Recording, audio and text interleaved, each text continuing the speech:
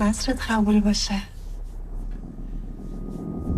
خیلی بهت افتخار میکنم.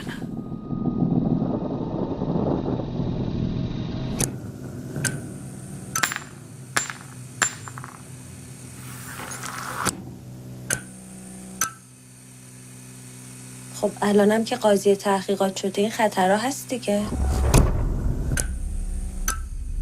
گفتم شرایط زندگی ما عوض شده، باید خیلی مراقب باشیم. اینو بهم دادن برای حفاظت شخصی. برای چی؟ حفاظت از خودمون. الان از تو چیزی خواستم؟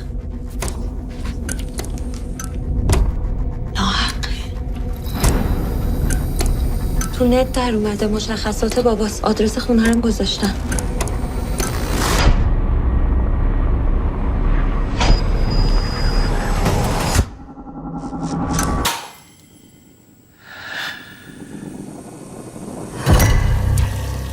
چیکار باید بکنیم؟ میدونم هیچی. همش رو خاموشش کنم. اشتباه دیدی بود که به زن و بچه‌ت گفتی کارت چیه؟ مگه میشه نگفت؟ تا قبل.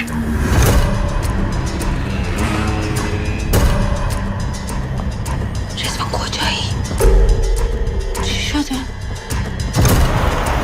نگرانی خانوادت بفهمن چی کاره ای؟ من از هیچ کس نمیترسم.